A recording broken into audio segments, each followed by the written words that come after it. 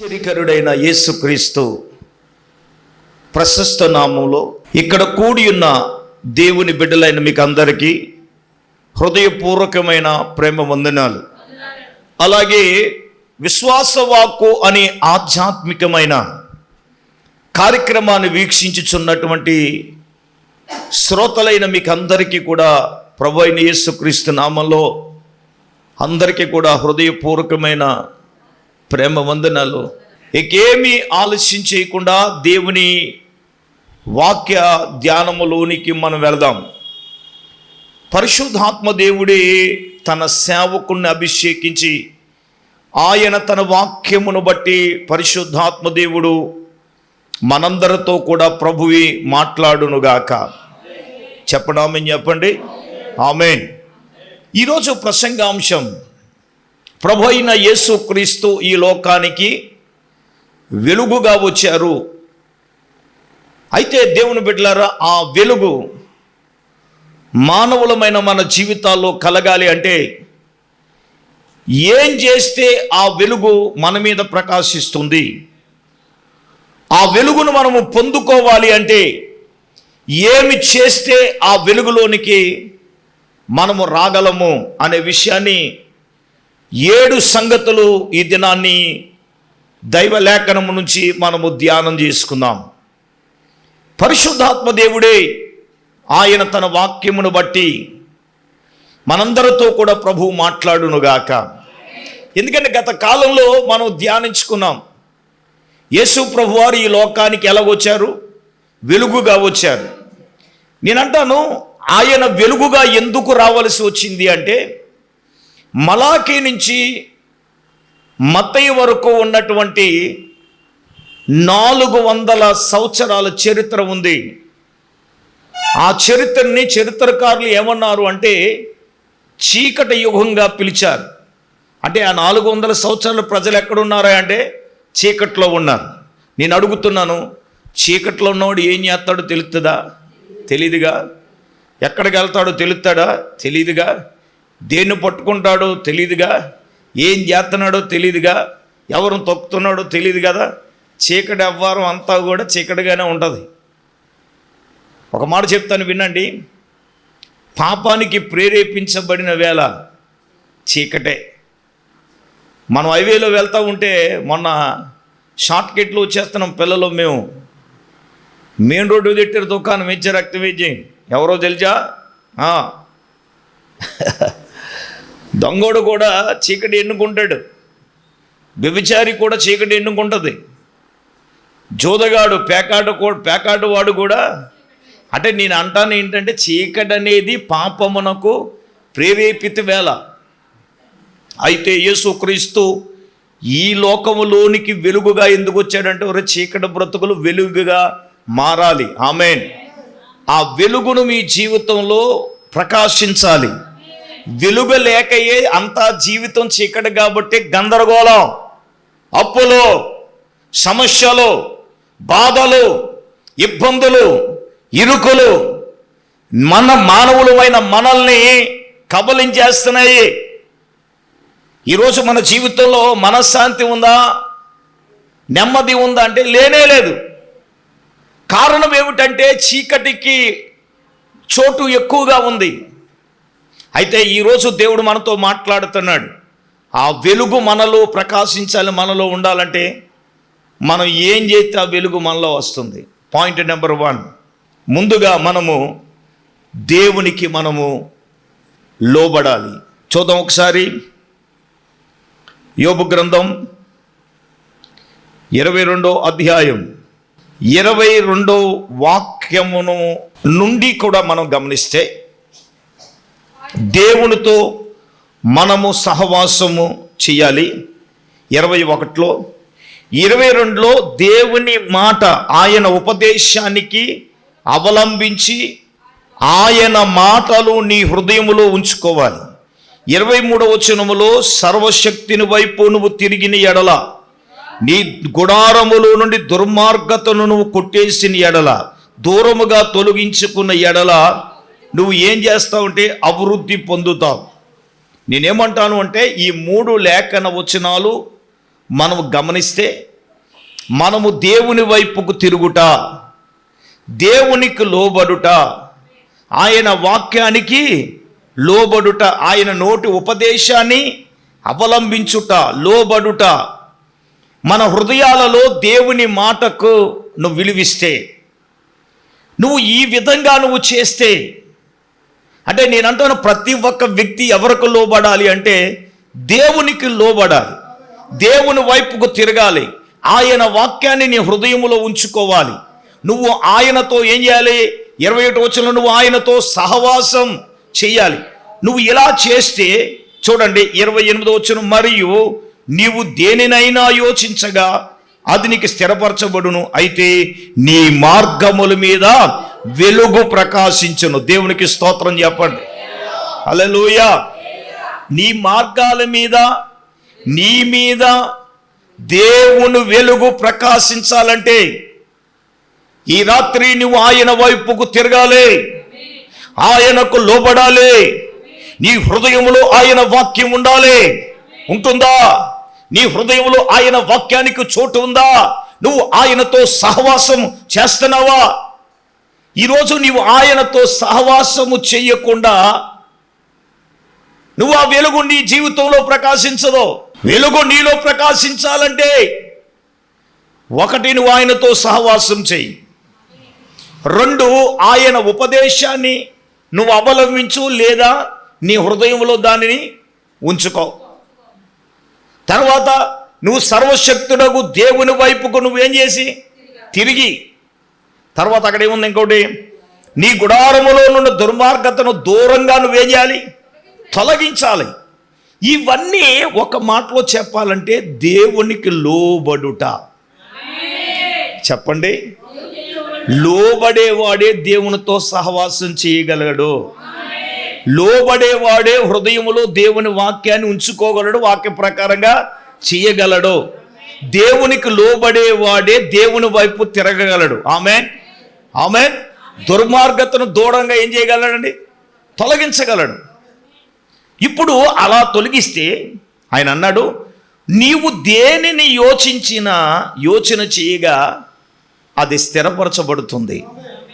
అత్యంత కీలకమైనది ఏంటో చెప్పనా? నీ మార్గముల మీద చెప్పండి ఏం ప్రకాశిస్తుంది? దేవుని వెలుగు, ఆయన వెలుగు ప్రకాశిస్తుంది. నానా, వెలుగు మన కుటుంబం మీద ప్రకాశించాలి, నీ ఇంటి మీద ప్రకాశించాలి, నీలో ప్రకాశించాలి, నీ వ్యాపారం మీద ప్రకాశించాలా, నీ బిడ్డల మీద ప్రకాశించాలా, నీవు చేసే పనుల మీద ప్రకాశించాలంటే నువ్వు దేవునికి లోబడుతున్నావా? దేవునికి లోబడినప్పుడే ఎవరైనా కానివ్వండి, నీకు మేడమెద్దులు ఉండొచ్చు, ఆస్తిపాస్తులు ఉండొచ్చు, ఉన్నతమైన ఉద్యోగం ఉండొచ్చు, నువ్వు ఉన్నతమైన స్థాయి ఉండొచ్చు. నేనంటాను, నీకు ఎంత స్థాయి ఉన్నా, ఏ స్థాయి ఉన్నా దేవునికి లోబడే మనసు నీకు ఉండాలి. ఆమేన్. దేవునికి మనము లోబడితే, ఆయన వాక్యానికి లోబడితే, ఆయన వైపుకు నీవు తిరిగితే, నీ హృదయంలో ఆయన వాక్యం ఉంటే, ఇప్పుడు ఆయన అంటాడు, నీ మార్గముల మీద వెలుగు ఏం చేస్తుంది? లోబడే వాడికే ప్రకాశిస్తుంది. దేవుని వెలుగు మన మీద ప్రకాశించాలి. దేవుని వెలుగులో మనం ఉండాలి అంటే పాయింట్ నెంబర్ 1 చెప్పండి, మనం దేవునికి లోబడాలి. పక్కలు షేక్యాండ్ ఇచ్చి చెప్పండి, నువ్వు దేవునికి లోబడితే ఆయన వెలుగు నీకు ప్రకాశిస్తుందని చెప్పండి. తుతుతూ ఏంటి చెప్పగట్టుగా, అదే దేవునికి స్తోత్రం కలుగునుగాక. మనం లోబడాలి, లోబడితేనే. ఆమేన్. ఎవరైనా కానివ్వండి, దేవునికి లోబడితేనే కదా ఆయన వెలుగు మనలో ప్రకాశించేది. దైవ జనాంగమా, దేవుని బిడ్డలారా, ఈ దినాన ప్రియ పరిశుద్ధాత్మ దేవుడే తన వాక్యం ద్వారా నీతో, నాతో, మనందరితో కూడా ప్రభువు మాట్లాడుతున్నాడు. ఆమేన్. కాబట్టి దేవుని బిడ్డలారా, మనము దేవునికి లోబడాలి. రెండవదిగా నేను అంటాను వెలుగు ఎవరి మీద ప్రకాశిస్తుందంటే యోహాను సువార్త 12వ అధ్యాయం దయచేసి 46వ వాక్యం, 46 చూడండి. నా యందు విశ్వాసం ఉంచువాడు, అది చదవండి. 46, 45, 12వ అధ్యాయము. నా యందు విశ్వాసముంచువాడు చీకటిలో నిలిచి ఉండుకున్నట్లు ఎవడైనను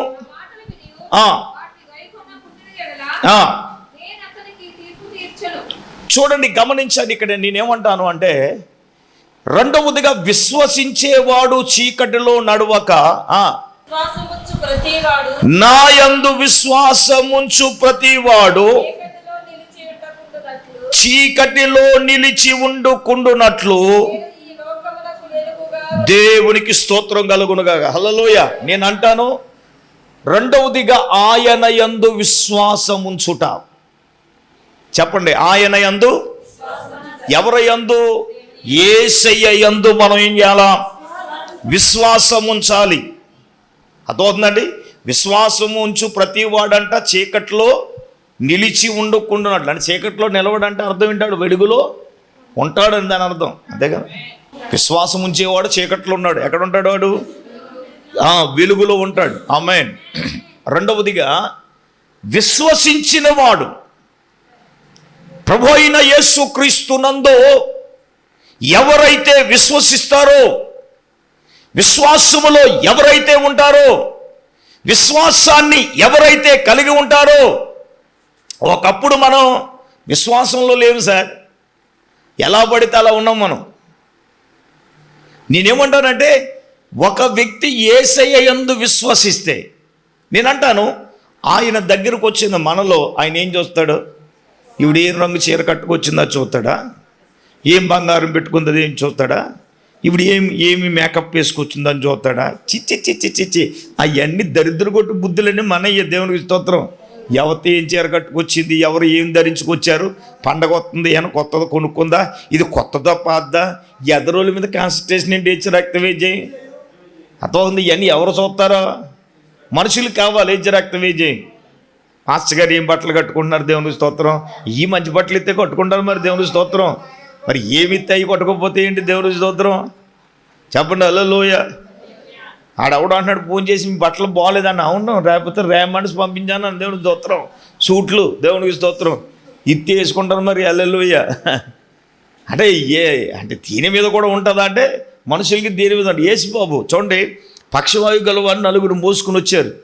కపెర్నహూములో ఒక ఇంట కూర్చున్నాడు యేసు ప్రభు. కూర్చుని ఏం చేస్తున్నాడు? ఆయన వాకింగ్ చెప్తున్నాడు. బహుజన సమూహాలు ఆయన వెంట ఉన్నారు. ఆయన దగ్గర రావడానికి ఎక్కడ ఖాళీ లేదు. యేసు ప్రభు దగ్గర రావడానికి ఖాళీ లేదు. రేయ్, ప్రయాసపడి మనం తీసుకొచ్చాం కనుక ఒరే ఎందుకు వెళ్దాం అని యేసు ప్రభు ఎక్కడున్నాడో అక్కడ ఇల్లు ఎక్కించారు. ఎక్కేసి ఇల్లు పైకప్పు తీశారు. తీసి ఆ పక్షవాయు గలవాన్ని ఏం చేస్తున్నారండి? పైనుంచి కిందకే దించుతున్నారు. యేసు ప్రభు అన్నీ చూస్తున్నాడు. నేను అంటాను, ఆయన చూచింది ఇల్లు ఎలా ఎక్కారో అది చూడలేదమ్మా, ఎలా ఇప్పారో అది కూడా చూడలేదు, వాళ్ళు ఎలా దించారో అది చూడలేదు. మరి యేసయ్య ఏం చూశాడు? మార్కు సువార్త 2వ అధ్యాయం 5వ వచనం చదవండి. యేసు ఏం చూశాడు? వారి విశ్వాసమును చూచి, కుమారుడా నీ పాపములు క్షమింపబడి ఉన్నవని ఎవరు చెప్పాడంటే? పక్షవాయువు గలవానితో చెప్పాడు. గట్టిగా దేవుని స్తోత్రం చెప్పండి. దైవజనంగా మా దేవుని బిడ్డలారా, ఆయన దగ్గరకు వచ్చిన వారిలో ఆయన చూచేది ఏం చూస్తున్నాడు అంటే విశ్వాసాన్ని చూస్తున్నాడు. సార్, ఈ రాత్రి ఇక్కడ మనం దేవుని సన్నిధికి వచ్చాం. అమ్మా, మనలో ఏం చూస్తున్నాడు ఆయన? హలో, ఏం చూస్తున్నాడు? మన విశ్వాసమును ఆయన చూస్తున్నాడు. ఒక వ్యక్తి ఆయన దగ్గరకు వచ్చినప్పుడు ఒక వ్యక్తిలో ఆయన చూచేది ఏంటంటే విశ్వాసాన్ని చూస్తున్నాడు. హల్లెలూయా. చెప్పండి దేవుని బిడ్డలారా, ఇప్పుడు ఆయన యందు విశ్వాస ముంచడం ఎంత ప్రాముఖ్యమో, ఆయనందు విశ్వాసము కలిగి ఉండడం చాలా ప్రాముఖ్యం. ఆయనలో విశ్వాసములో కొనసాగడం చాలా ప్రాముఖ్యం. ఒక వ్యక్తిలో ఆయన ఏం చూస్తాడే అంటే ఆయన దగ్గరకు వచ్చిన మనలో ఏం చూస్తాడు చెప్పనా? విశ్వాసాన్ని చూస్తాడు. హల్లెలూయా. ఇప్పుడు ఆయన యందు విశ్వాసం ఉంచేవాడు చీకటిలో నిలిచి ఉండడు, వెలుగు ఆయన మీద ప్రకాశిస్తుందంటే దాని అర్థం ఏంటో తెలుసా? దేవుని యందు విశ్వసించిన వాని మీదే వెలుగు ప్రకాశిస్తుంది. ఆమేన్. పరిపూర్ణంగా ఏముంచాలి మనం? నేను ఎందుకు వెలుగు నిలిచిందంటే విశ్వాసమును చూసి అన్నాడు, కుమారుడా నీ పాపములు క్షమింపబడి ఉన్నవని వానితో చెప్తున్నాడు. ఆమేన్. ఇప్పుడు ఆయన యందు విశ్వాసం ఉంచితే ఏం జరుగుతుంది? చాలా సందర్భాల్లో చెప్పాను, కానీ ఒక మాట చెప్తాను. అపోస్తలుల కార్యగ్రంథం 26వ అధ్యాయం 18వ వచనంలో అగ్రిప్ప రాజుకి స్టేట్మెంట్ ఇస్తాడు. ఎవరో తెలుసా? పౌలు గారు. చీకటిలో నుండి వెలుగులోకి అనగానే చదవండి. వారు చీకటిలో నుండి వెలుగులోనికి, సాతాను అధికారము నుండి తిరిగి చూడండి ఆయన యందలి విశ్వాసము చేత పాప క్షమాపణ. ఆమేన్. అమ్మ దేని చేత? విశ్వాసము చేత. ఏంటి చెప్పండి? పాప క్షమాపణ. వినండి, చీకటిలో నుండి వెలుగులోనికి, సాతాను అధికారములో నుండి ఎవరి వైపు కండి? దేవుని వైపుకు తిరిగి. ఇదిగో ఆయన యందలి విశ్వాసము చేత. అంటే ఆయన అంటే ఎవరు? యేసయ్య యందలి విశ్వాసము చేతని ఏం జరుగుతుందండి? పాప క్షమాపణ అండి. ఇప్పుడు మనం ఎందుకు విశ్వాసం ఉంటే, విశ్వాసం ఎందుకు ఉంచాలా, విశ్వాసంలో మనం ఎందుకు ఉండాలంటే, నేనేమంటాను, విశ్వాసం కలిగిన వాడి మీదే దేవుని వెలుగులోనికి వాడు రాగలడు. ఆమేన్. ఎవరు యందండి? యేసయ్య యందు విశ్వాసం ఉంచగలిగితే. యేసు యందు విశ్వాసం వల్ల 7 జరుగుతాయి. 1 పాప క్షమాపణ, 2 హృదయాలు పవిత్రపరచబడతాయి, 3 స్వస్థత, 4 రక్షణ, 5 ఆనందం, 6 సమాధానం, 7 నిత్యజీవం. చెప్పండి 7ను. 1 పాప క్షమాపణ, 2 హృదయాలు పవిత్రపరచబడతాయి, 3 రక్షణ, 4 స్వస్థత, 5 ఆనందం, 6 సమాధానం, 7 నిత్యజీవం. నేను రెఫరెన్సులు చూపించను. ఇవి 7 ఒక వ్యక్తి యేసయ్య యందు విశ్వసిస్తే, ఈ విశ్వాసము ద్వారా వెలుగు మన మీద ప్రకాశిస్తుంది. ఆమేన్. మన వ్యక్తుల మీద దేవుని వెలుగు ప్రకాశించాలి అంటే ప్రభు అయిన యేసుక్రీస్తునందు విశ్వసించడం చాలా ప్రాముఖ్యం. 1 లోబడే వారి మీదకి వెలుగు ప్రకాశిస్తుంది, 2 విశ్వసించే వారి మీద వెలుగు ప్రకాశిస్తుంది. 3వదిగా మనం చూద్దాం 112వ కీర్తన. 3వదిగా 112వ కీర్తన 3-4 వచనాలు మనము చదువుకుందాం. 3వదిగా ఓకే ఓకే 4వదిగా యథార్థవంతులకు చీకటిలో వెలుగు పుట్టెను, వారి కటాక్షమును వాత్సల్యతు నీతియు గలవారు. 3వదిగా యథార్థవంతులకు చీకటిలో వెలుగు కలుగుతుంది. వెలుగు రావాలి అంటే 4వదిగా యథార్థమైన జీవితం కావాలి. అమ్మ వినండి, ఏం కావాలి? యథార్థమైన జీవితం. మన బ్రతుకులలో యథార్థత, మన మాటలలో యథార్థత, మన క్రియలలో యథార్థత, మనము జీవించిన జీవితములో యథార్థత. చదవండి ఒకసారి. యథార్థవంతులకు చీకటిలో వెలుగు పుడుతుందంట. అమ్మా ఏం కావాలరా? యథార్థంగా కావాలి. 3వదిగా యథార్థమైన జీవితం. యథార్థవంతులుగా మనం ఉండాలి. ఎప్పుడు తరచు మనం మాట్లాడుకుంటూ ఉంటాం. బైబిల్ గ్రంథములో 2 వ్యక్తుల గురించి దేవుడు మాట్లాడాడు. 1 యోబు గురించి మాట్లాడాడు, 2 దావీదును గురించి మాట్లాడాడు. యోబును గురించి ఏమన్నాడు? ఇతడు యథార్థవంతుడు, న్యాయవంతుడు, భూమి మీద అతని వంటి వాడు లేడు అని దేవుడు సాక్ష్యం ఇచ్చాడు. ఎవరు గురించి? యోబును గురించి. అలాగే దావీదును గురించి కూడా దేవుడు చెప్పాడు. 1 రాజుల గ్రంథం 15వ అధ్యాయం 4వ వచనం చదవండి. దావీదు ఇత్తీయుడైన ఉరియా విషయములో తప్ప తన జీవిత దినములన్నిటా కూడా యెహోవా దృష్టిలో అతడు ఎలాగున్నాడు? యథార్థంగా ఉన్నాడు. గట్టిగా చేతులెత్తి స్తోత్రం చెప్పండి. గట్టిగా చెప్పాలా? హల్లెలూయా.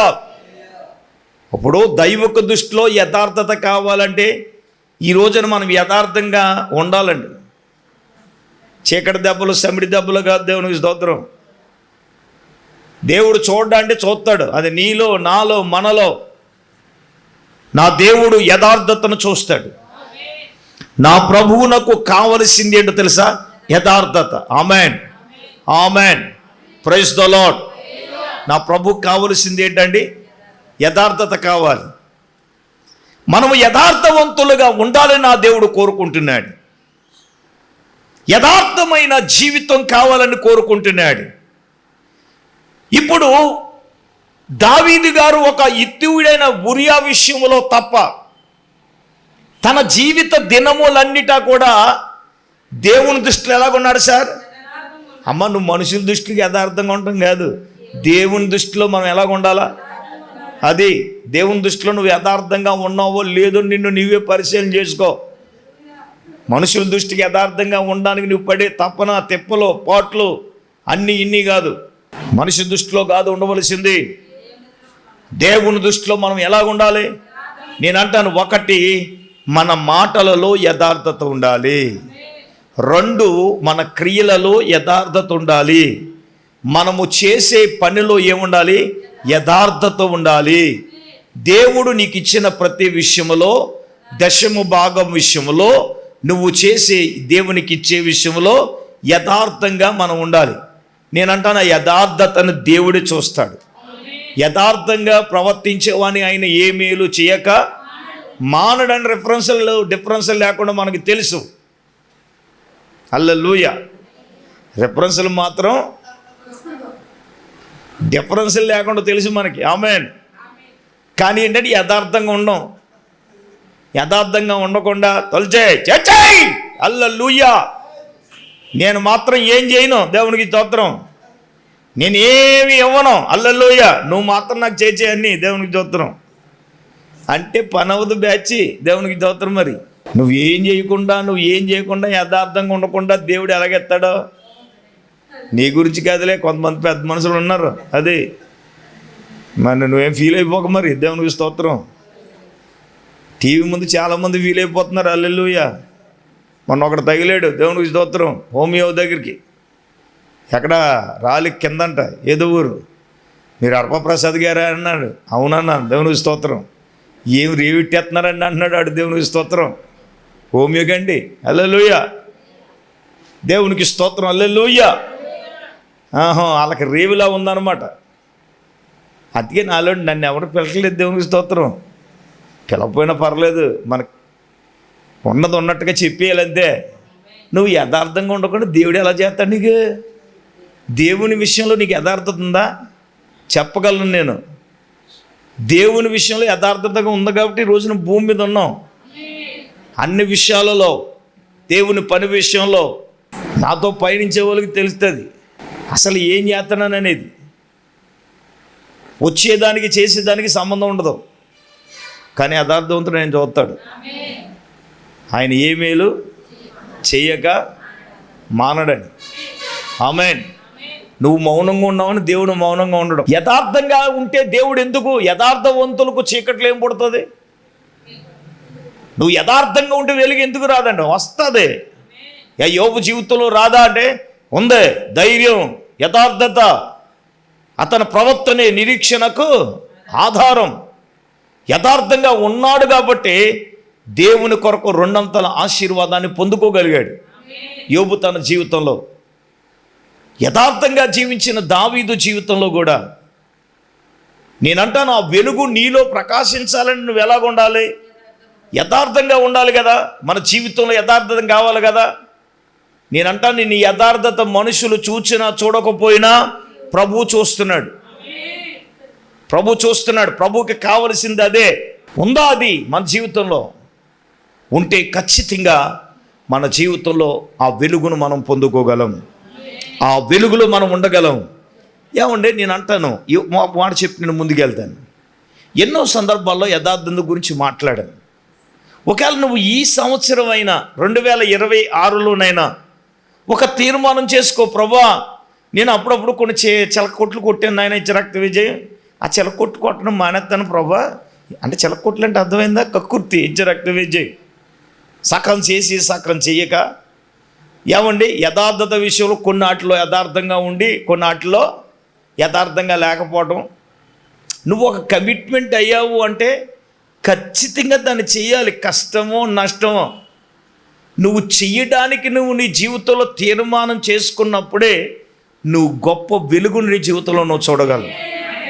అందుకంటారు మూర్ఖు చిత్తులు యెహోవాకు ఏహ్యులు. సామెతలు 11:20 ఏమంటాడు? యథార్థంగా ప్రవర్తించువారే. చదవండి అలా చూడకుండా. 11:20 సామెతల గ్రంథం. ఏహ్యులు యథార్థంగా ప్రవర్తించేవారే ఆయనకి ఇష్టలట. గట్టిగా ప్రభువుకు పెద్ద స్తోత్రం చెప్పండి. హల్లెలూయా. ఎవరండి ఆయనకి ఇష్టలంటే? యథార్థంగా జీవించేవారే, యథార్థంగా ప్రవర్తించేవారే. అర్థమవుతుందా? ఎవరికి ప్రభుకి ఇష్టలు? చెప్పండి. మనం యథార్థంగా ఉన్నావా లేదనేది ఆత్మ పరిశీలన చేసుకుందాం. నాలుగవదిగా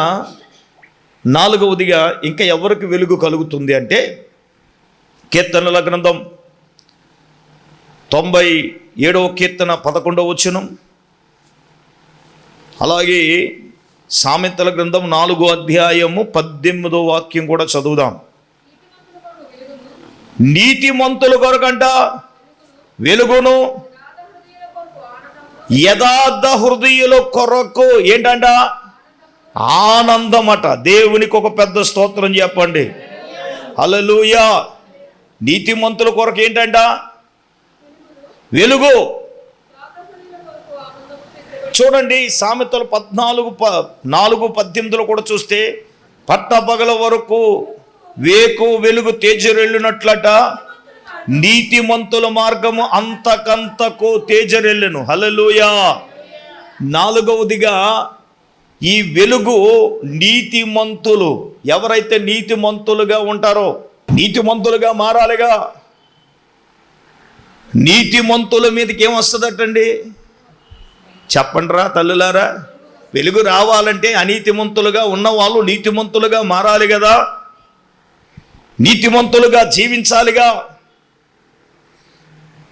ఇప్పుడు పట్టపగల వరకు వేకువ వెలుగు తేజరెళ్ళినట్లు నీతిమంతుల మార్గము అంతకంతకు ఏమవుతుంది?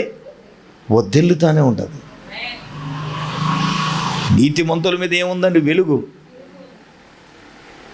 ఈ వెలుగు మన జీవితంలో రావాలి అంటే నీతిమంతులుగా మారిపోవాలి. హల్లెలూయా. అంతే కదండి. ఒకప్పుడు అనీతిమంతులుగా బ్రతికాం. పేతురు రాసిన పత్రికలో ఉంది కదా, అనీతిమంతులమైన మన కొరకు మనల్ని దేవుని యొద్దకు తెచ్చుటకు. 1 పేతురు 3:18 చదవండి. 1 పేతురు 3:18 ఏలయనగా మనలను దేవుని యొద్దకు తెచ్చుట కొరకు. చూడండి, అనీతిమంతుల కొరకు నీతిమంతుడైన క్రీస్తు శరీర విషయములో చంపబడి ఆత్మ విషయములో బ్రతికింపబడి పాపముల విషయములో ఒక్కసారి శ్రమ పడ్డాడండి. దేవునికి స్తోత్రం చెప్పండి. అందరూ బిగ్గరగా చెప్పాలి. అమ్మా, మనలను దేవుని యొద్దకు తెచ్చుట కొరకంట. మనం ఎవరు అండి? అనీతిమంతులమైన మన కొరకు నీతిమంతుడైన క్రీస్తు ఈ లోకంలోనికి వచ్చాడు. అమ్మా, మనం నీతిమంతులుగా మారకపోతే, మనము నీతిమంతులుగా జీవించకపోతే ఆయన వెలుగు మనకు రాదు. ఆయన వెలుగు మన మీద ప్రకాశించదు. మనం అంతకంతకు ఏమేవాళ్ళం? వర్ధెల్లం. యోబు గారు ఏమన్నారు? నీ నీతికి తగినట్లుగా నీ నివాస స్థలము తెలీదా మీకు? మళ్ళీ ఈడితే ఏమంటే తొంటని దేవునికి స్తోత్రం.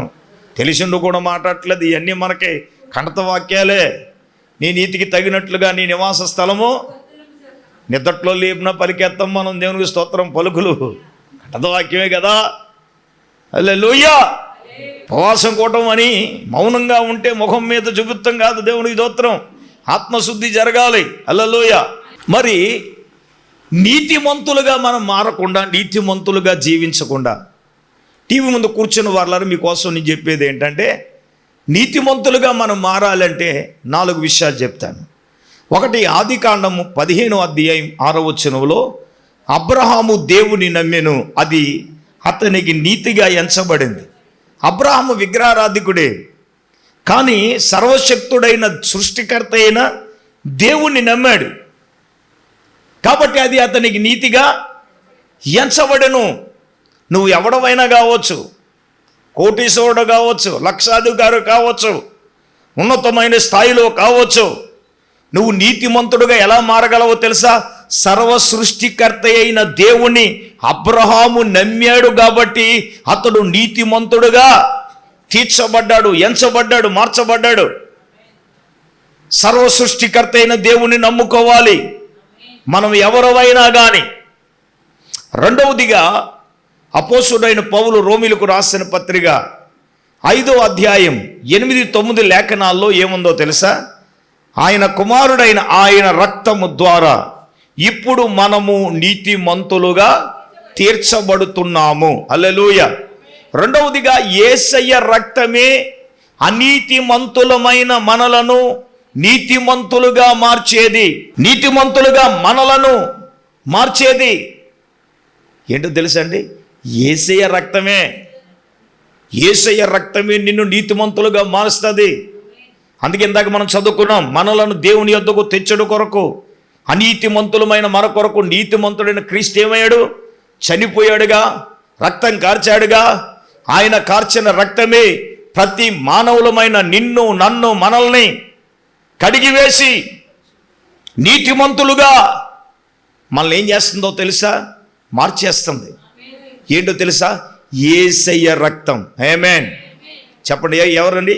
యేసయ్య రక్తమే నిన్ను, నన్ను, మనలను నీతిమంతులుగా మార్చేది.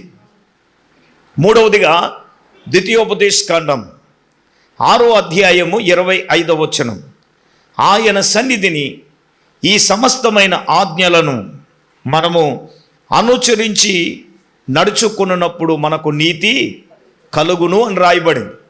మూడవదిగా, దేవుని వాక్యం, ఆయన ఆజ్ఞలు, ఆయన కట్టడలు ఎవరైతే అనుసరించి నడుస్తారో, హలో మీరు వినండి, మీరు నీతిమంతులుగా మారాలంటే 1, సర్వ సృష్టికర్త దేవుని నమ్మాలి.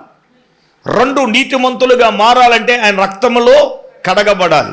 3, నీతిమంతులుగా మారాలంటే ఆయన ఆజ్ఞలను, ఆయన కట్టడలను మనము అనుసరించి నడిచినప్పుడే మనకు ఏం కలుగుతుంది?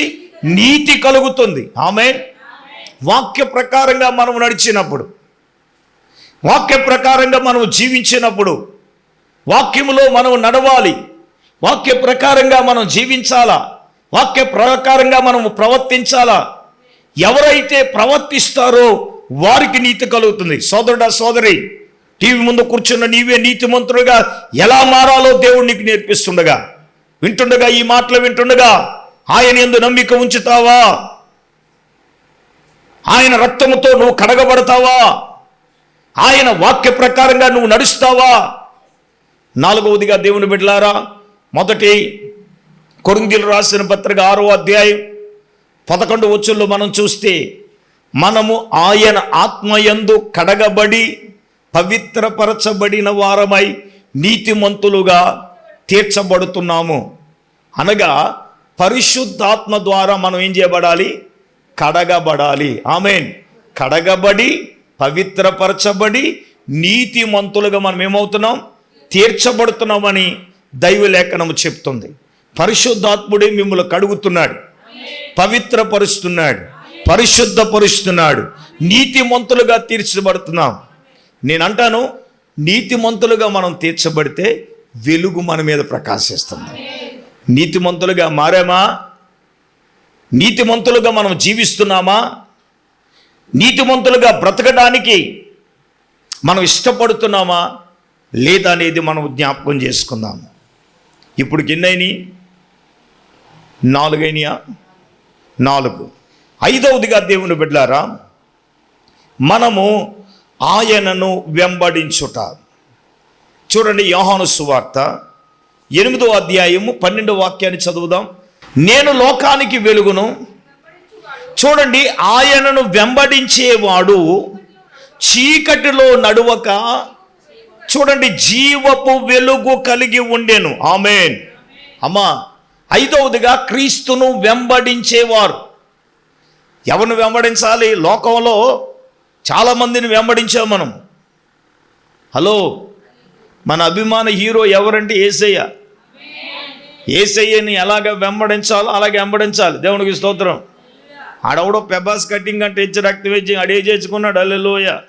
ఆడ అభిమాన హీరో కాబట్టి అని వెంబడిస్తున్నాడు. నేనేమంటానంటే యేసుబాబు మన కొరకు ఏం చేశాడో అది మనం చేయాలా. దేవునికి స్తోత్రం. వెంబడించడం అంటే అది. హల్లెలూయా. అలాగని యేసు సిలువేచాడండి, నేను చెక్క సిలువు మోచేస్తానంటే హల్లెలూయా, మేకులు దిక్కొట్టాలి మరి నీకు. దేవునికి స్తోత్రం. మరి డూప్లికేట్ లాగా పుట్టవులు ఇట్టెత్తి ఇచ్చే రక్తమే కుదరదు.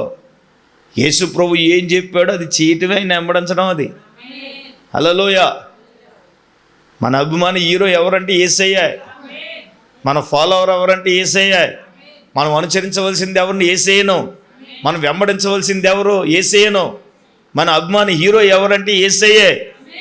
ఆయన హీరో, మనం జీరో. ఆమేన్. ఆ హీరో నీలోకి వస్తే నువ్వు హీరో. దేవునికి స్తోత్రం. ఆయన నీలోకి వస్తే నువ్వు జీరో కాదు, నువ్వు హీరోవే. అదే ఆయన నీలో రాకుండా నువ్వు ఆయనను వెంబడించకుండా, ఆయనను వెంబడించేవాడు చీకటిలో నడవక జీవపు వెలుగు కలిగి ఉంటుందంట. ఆమేన్. నేను మొన్న మధ్యన ఒక ఇన్సిడెంట్ చెప్పాను మీకు, మళ్ళీ ఒకసారి జ్ఞాపకం చేస్తాను. బాబర్ షాప్లో కటింగ్ చేసుకుంటున్నాను. ఒకటో సీరియస్గా, ఆడికి 30 సంవత్సరాలు ఉంటాయండి. సీరియస్గా వచ్చి కటింగ్ వేసేవాడి మీద కేకలే చేస్తున్నాడు. ఏయ్, తెమ్మనని తెప్పించావా అని మెల్లగా అంటున్నాడు. సార్ చాలా ఖర్చు అవుతుంది సార్ అని అంటే, ఎంత ఖర్చు అయినా పర్లేదో నువ్వు తెప్పించావు అన్నాడు. అనగానే వెళ్ళిపోయాడు. పాస్ గారు, ఎవడైనా తెల్ల జుట్టుని నల్లగా వేసుకుంటాడు, వీడికి ఏమొచ్చిందండి నల్ల జుట్టుని తెల్ల జుట్టుగా మార్చమంటున్నాడు. దేవునికి స్తోత్రం. అర్థమైందా? హల్లెలూయా. వీడికే వచ్చిందండి నల్ల జుట్టుని యజమాని గారు రక్తం వేచే. హల్లెలూయా. ఏమండే, ఎవడైనా తెల్ల జుట్టు నల్ల జుట్టుగా మార్చండి, ఈడి అయితే సార్ నల్ల జుట్టునే ఎంత ఖర్చైనా పర్లేదు అంటున్నాడండి. మరి ఎవడు మార్చుకున్నాడో తెలియదు. దేవునికి స్తోత్రం. మరి యేసయ్య గురించి మనం ఏం మార్చుకోవాలా? నా పాయింట్ అది. యేసయ్యను వెంబడించడం కోసం మనం ఏం మార్చాలా? యేసయ్యను వెంబడం గురించి మనం ఏం చేయాలా? టోటల్ మన జీవితాన్నే మార్చుకోవాలి. మన పరివర్తననే మార్చుకోవాలి. నేనంటాను ఆయనను వెంబడించాలి. ఆమేన్. యేసయ్యను వెంబడించేవాడు చీకట్లో నడవక ఏ వెలుగు కలిగి ఉంటాడండి? జీవపు వెలుగు కలిగి ఉంటాడు. ఆమేన్. యేసయ్యను మనం వెంబడించాలి. లోకంలో మనం ఎలాగో జీవించేశాం. నేనంటాను ఆ వెలుగు నీలో ప్రకాశించాలి. వెలుగులో నువ్వు ఉండాలి అంటే మనం వెంబడించవలసిన లోకాన్ని కాదు నాన్న, యేసయ్యను వెంబడించాలా.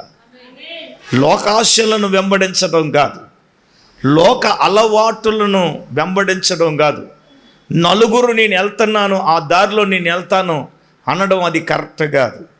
యేసయ్య ఏం చెప్పాడో దానిని వెంబడించి మనం చేయాలి. అర్థమవుతుందా? వెంబడించవలసింది ఎవరునంటే యేసయ్యను వెంబడించాలి. యేసయ్య చేసే కార్యాలను వెంబడించాలి. యేసయ్య ఎలా అనుకుంటున్నాడో అలాగ మనం చేయాలి. యేసయ్య చెప్పినట్లు మనం చేయాలా. యేసయ్య చెప్పినట్లు మనం నడవాలి. అలా నడిచిన వాడు చీకటిలో నడవక జీవపు వెలుగు కలిగి ఉంటాడు. ఆమేన్. ఇప్పుడు మనం వెంబడించవలసింది ఎవరున్నానంటే యేసయ్యని వెంబడించాలి. అవును, వెంబడించాలి. నిజం చెప్తున్నాను వినండి.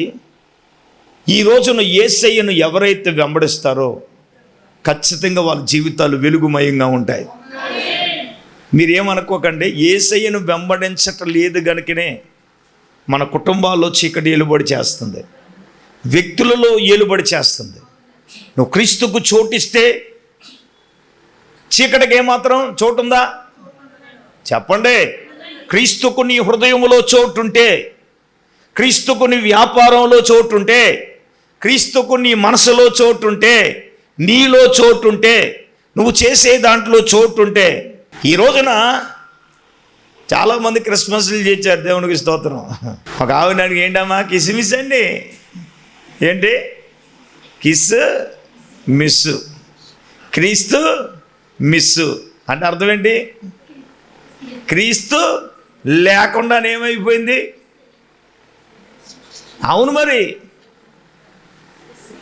అవి దేవునికి ఇష్టమనియా? దేవునికి ఇష్టమా? క్రీస్తును వెంబడించే మనము జీవపు వెలుగు కలిగి ఉంటాం, క్రీస్తును వెంబడించేవాడు. ఆరవదిగా మనం చూసినప్పుడు దేవుని వెలుగు ఎవరి మీద వస్తుంది అంటే కొంచెం దాన ధర్మాలు. దాన ధర్మం అంటే ఆకలి కొనిన వానికి అన్నం పెడితే. యెషయా గ్రంథము 58వ అధ్యాయం 7-8 వచనాలు మనం చదువుదాం. నేను ఎందుకు డైరెక్ట్గా వాక్యం చదివించేస్తున్నానంటే చూడండి. నీ ఆహారము ఆకలి కొనిన వానికి పెట్టుటయు, నీ రక్త సంబంధికి ముఖము తిప్పుకుండుటయు, వస్త్రహీనుడు నీకు కనబడినప్పుడు వానికి వస్త్రములు ఇచ్చుటయు. నీవు అలాగు నీవు చేసిన ఎడల నీ వెలుగు వేకు చొక్కవలే ఉదయించెను, స్వస్థత నీకు శీఘ్రంగా లభించును, నీ నీతి నీ ముందర నడుచును, యెహోవా మహిమ నీ సైన్యపు వెనుకడ బాగన కావలి ఉండును. దేవునికి స్తోత్రం చెప్పండి. ఆరవదిగా మనం ఏం చేయాలి అంటే దాన ధర్మాలు చేయాలి. ఏం చేయాలి? దాన ధర్మం అంటే అర్థం ఏమిటి చెప్పండిరా? ఆకలి కొనిన వానికి ఆహారం పెట్టుట,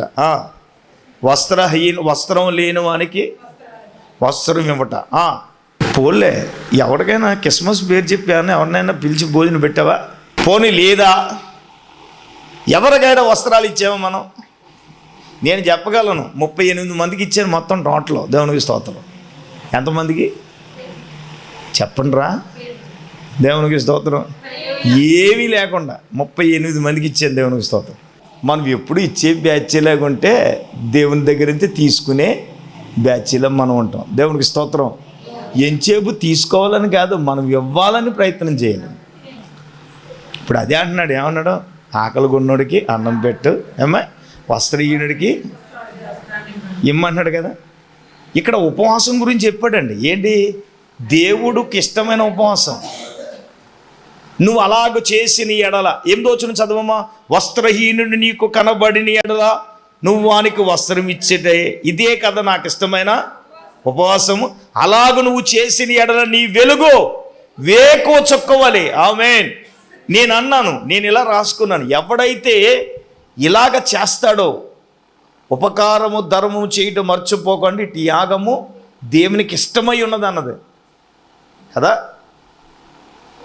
వెలుగు రావాలంటే ఏం చేయాలా? ఆకలి కొన్నోడికి ఏం పెట్టాలా? అన్నం పెట్టాలి. వస్త్రహీనుడు ఎవరైనా ఉంటే మనం ఏం వాలండి? చెప్పండి మరి. ఇంకెంచేపు నువ్వు క్రిస్మస్ కొనుక్కోలేదా, 31st కొనుక్కోలేదా, నీ ఇయర్ కొనుక్కోలేదా? ఎంచేపు ఈ దందాపనే కానీ మరి అలాగంటే నాకు 31st లేదు, క్రిస్మస్కి లేదు, ఏం లేదు, అన్నింటికి ఒకటే చేస్తా. దేవునికి స్తోత్రం. దానిపైన కవరింగ్ కోటు. దేవునికి స్తోత్రం. నేను అంటాను, దేవుడు కోరుకునేది ఏదేంటి? అదే కదా. సర్వలోకమున జనులందరినీ మత్తయి సువార్త 25వ అధ్యాయంలో ఒక గుంపుగా పోగు చేశాడు. 2 పార్టీల కింద విడిచేశాడు సార్.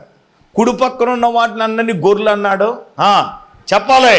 ఎడం పక్కన ఉన్న వాటిలన్నింటినీ మేకలు అన్నాడు. కుడివైపున ఉన్న గొర్రెల్ని ఏమన్నాడంటే, నా తండ్రి చేత ఆశీర్వదించబడిన వాళ్ళ లోకము పుట్టిన మొదలుకొని మీ కొరకు సిద్ధపరచబడిన రాజ్యం మీరు స్వతంత్రించుకున్నాడు. ఇక్కడి వరకు ఓకే, బాగానే ఉంది. వీళ్ళతో ఏమన్నాడు తెలుసా?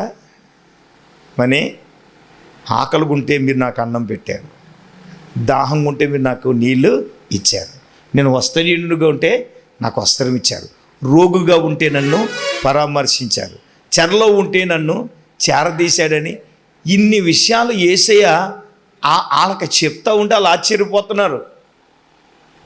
వాళ్ళు ఆశ్చర్యపోయి అన్నారు, ప్రభువా నువ్వు ఎప్పుడు ఆకలిగా ఉన్నావు, నీవు ఎప్పుడు వస్త్రహీనుడుగా ఉన్నావు? వాళ్ళు ఆశ్చర్యపోయారు. మేము ఎప్పుడు వస్త్రహీనుడుగా ఉన్నావు, నువ్వు ఎప్పుడు ఆకలిగా ఉన్నావు అని వాళ్ళు అడుగుతున్నారు. ఎవరినండి? యేసయ్యనండి. యేసయ్య అన్నాడు తెలుసా? రే నేను కదరా అల్పుడైన సహోదరుల్లో ఆకలిగుంటే వాళ్ళకి చేస్తే అది దేవునికి స్తోత్రం. హల్లెలూయా.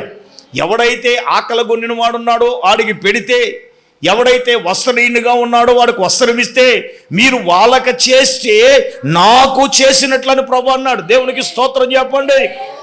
హల్లెలూయా. అవునండి, మనం చెయ్యాలి. నేను అంటాను ఇలా చూడండి, ఇచ్చేసి ఎప్పుడూ కూడా ఇచ్చేటట్టుగానే ఉంటుంది. ఎవరినో కాదు, మీ పాస్టర్ గారిని చూసి నేర్చుకోండి.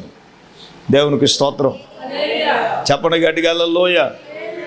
నేను ఒకప్పుడు ఇవ్వలేదు.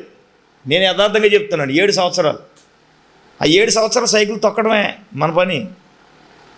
సైకిల్ తొక్కడమే 7 సంవత్సరాలు సైకిల్ తొక్కడమే. 95 నుంచి 2002 వరకు సైకిల్ తొక్కా. ఇవ్వడం ఎప్పుడైతే మొదలు పెట్టామో దేవుడు పరిస్థితులు మార్చాడు. హల్లెలూయా. ఉండి కాదు, చెయ్యాలని. ఆమేన్. చేస్తే దాని యొక్క దీవెన ఏంటో, దాని ఆశీర్వాదం ఏంటో ఇచ్చి పొందుకున్న వాళ్ళు ఇవ్వకుండా ఉండలేరు. అది వాళ్ళకి చెప్పక్కర్లేదు. ఇక్కడ చాలామంది ఉన్నారు చేసేవాళ్ళు, వాళ్ళకి పేరు మన పేర్లు ఇక్కడేం పలకక్కర్లేదు. దేవునికి స్తోత్రం. ఇక్కడ ఇందులో ఉన్న వాళ్ళు కొంతమంది చేస్తున్నారు. నేను చేయట్లేదు అంటలేదు, ఇవ్వట్లేదు నేను అంటలేదు. ఇచ్చి వాళ్ళ ఆశీర్వాదం పొందుకున్నారు కాబట్టి ఇవ్వకుండా ఉండలేరు. ఆమేన్. చేయకుండా ఉండలేరు. అయితే నేను అంటాను, ఇప్పుడు యేసు ప్రభువుల వారు చెప్పిన మాట కానివ్వండి, నాకు ఇష్టమైన ఉపవాసం గురించి మాట్లాడిన మాటల్లో వెలుగు ఉదయించాలంటే ఒరబాబు నువ్వు ఈ పని చెయ్యమంటున్నాడు. అల్పులైన సహోదరులు ఎవరైనా ఉంటే వాళ్ళకి చేస్తే ప్రభువుకి చేసినట్టే. ఎవరైతే కష్టకాలం వాళ్ళకి చేస్తే మనం ఎవరికి చేసినట్టు? ప్రభువుకి చేసినట్టు. మనం చెయ్యాలి కదా, ఇవ్వాలి కదా, పెట్టాలి కదా. దేవునికి స్తోత్రం. అయ్యగారు హల్లెలూయా. పాపం వాళ్ళకి ఇస్తాను అనుకున్నారు, అయ్యగారు మాకు కూడా ఇస్తారని అనుకున్నారంట. దేవునికి స్తోత్రం. అనుకోవటానికి నేను ఇవ్వనని ముందే చెప్పాను కదా. దేవునికి స్తోత్రం. హల్లెలూయా. అవునా కదా చెప్పండి. అది మరి దేవునికి స్తోత్రం. హల్లెలూయా. మీరు అనుకోవడం కాదు, ప్రభు అనుకోవాలి. ప్రభు అనుకుని నన్ను ప్రేరేపితే ఇస్తాను. మరి దేవునికి స్తోత్రం. మరి ప్రభు అనుకోలేదు, నేను అనుకోలేదు. మరి దేవునికి స్తోత్రం. మరి ఏం చేద్దాం? మరి ఏం చేద్దాం? దేవుడు ఏం చెప్తే అది చేసేయడం అంతే. దేవునికి స్తోత్రం. ఒక్క మాట చెప్తాను వినండి, అదే మనకు వెలుగు. ఆమేన్. అదే మనకు వెలుగు, అంతే కదా. మీరు అలాగూ చేసిన యెడల నీ వెలుగు వేకువ చుక్కవలే ఉదయించను, తర్వాత స్వస్థత నీకు శీఘ్రంగా లభించను, నీ నీతి నీ ముందర నడుచును, యెహోవా మహిమ నీ సైన్యము వెనకడ భాగములా కావులు. ఇంకా అంతకన్నా ఏం కావాలి? దేవునికి స్తోత్రం. స్వస్థత శీఘ్రంగా వస్తే చాలు నాకు. దేవునికి స్తోత్రం. హల్లెలూయా. రావాలని ఇటువంటి మంచి పనులు చేయాలి మనం. ఆమేన్. అలాగూ చేయనుగాక. చివరిది 7వది, ఈరోజు ఈ సంవత్సరం మనకు ప్రభు ఇచ్చినటువంటి వాగ్దానం. యెషయా గ్రంథం 60వ అధ్యాయం 20వ వచనం. భవిష్యత్తును గురించి ప్రవచన వాక్కు అది. నీ సూర్యుడికను అస్తమింపడు, నీ చంద్రుడికను క్షీణింపడు, యెహోవాయే నీకు నిత్యమైన వెలుగుగా ఉండెను, నీ దుఃఖ దినములు సమాప్తమగు. ఇది సంఘానికి భవిష్యత్ కాలములో రాకడలో జరగబోయే దానికి. ఇది అక్కడ సూర్యుడు ఉండడు, ఇంకా చంద్రుడు ఉండడు, ఇప్పుడు మన ఈ లోకంలో అయితే చంద్రుడు వెలుగు ఉన్నది, సూర్యుడు వెలుగు ఉంది. అక్కడ ఏముండడు, సూర్యుడు ఉండడు, చంద్రుడు ఉండడు. అక్కడేంటి, సంఘానికి, నూతన వధువు సంఘం, ఎత్తబడే సంఘానికి దేవుడే నిత్యమైన వెలుగుగా ఉండి వారిని ఏం చేస్తాడు, దేవుడే నడిపిస్తాడు. భవిష్యత్ కాలములో సంఘానికి దేవుడే నిత్యమైన వెలుగుగా ఉండి మమ్మల్ని మన కుటుంబాలను పరిశుద్ధాత్మ దేవుడే నడిపించునుగాక. నా దేవుడు అలా నడిపిస్తాడు. ఆమేన్. నీ దుఃఖ దినములు ఏమవును, సమాప్తములవును దేవుడు మాట్లాడాడు. అంటే ఇక్కడ పరలోకములో దేవుడే నిత్యమైన వెలుగుగా ఉంటాడు. ఎత్తబడిన వధువు సంఘముగా భవిష్యత్ కాలములో సంఘ వధువు భవిష్యత్ కాలములో ఏమండి, సంఘానికి దేవుడే వెలుగుగా, నిత్యమైన వెలుగుగా ఉండి ఆయన మనలను నడిపిస్తాడు. ఆమేన్. నేనేమంటానంటే సంఘ వధువుకు సిద్ధపాటు కావాలి. నేనంటాను సిద్ధపాటు కలిగిన ఆ వధువు సంఘములు ఎవరైతే ఉంటారో వారే ఆ నిత్యమైన వెలుగును చూడగలరు. ఆమేన్. సంఘ వధువుకు సిద్ధపాటు ఏంటి, మారు మనసు పొందాలా, పాప క్షమాపణ పొందాలి, బాప్తీసము తీసుకోవాలి, పరిశుద్ధాత్మ అనే వరం పొందుకోవాలి, వేరుబాటు జీవితం ఉండాలి, అపోస్తలుల బోధలోను ఏమండి సహవాసములోను రొట్టె విడిచిట్లోను మనం ఏం చేయాలి, ఎడతెగక ఉండాలి. ఈ సిద్ధపాటు అపోస్తలుల ఉపదేశం చేత కట్టబడి సిద్ధపాటు కలిగిన వాడే సంఘ వధువులో ఉండగలరు. వాడే నిత్యమైన వెలుగును భవిష్యత్ కాలములో వాడు చూడగలడు. సంఘం కొరకు సిద్ధపడలేనోడు, మారు మనస్సు పొందలేనోడు, పాప క్షమాపణ పొందలేనివాడు, క్రీస్తు కొరకు నూతన జీవితాన్ని జీవించలేనివాడు, నేనంటాను ఆ వెలుగును చూడలేడు. ఆ వెలుగు ఎవడు చూస్తాడు అంటే సిద్ధపాటు కలిగి ఉపదేశం, అపోస్తలుల ఉపదేశం చేత కట్టబడి మారు మనస్సు పొంది ఏమండి పరిశుద్ధాత్మ అనే వరాన్ని పొందుకుని వేరుబాటు జీవితము జీవించి తనను తాను ప్రత్యేకించుకున్న వాడే ఆ సంఘ వధువులోను ఉండగలడు. ఆ భవిష్యత్ కాలములో అక్కడ సూర్యుడు ఉండడు, చంద్రుడు ఉండడు, కానీ దేవుడే నీకు నిత్యమైన వెలుగుగా ఉండి నిన్ను నన్ను మనలందరినీ కూడా ప్రభు నడిపించునుగాక.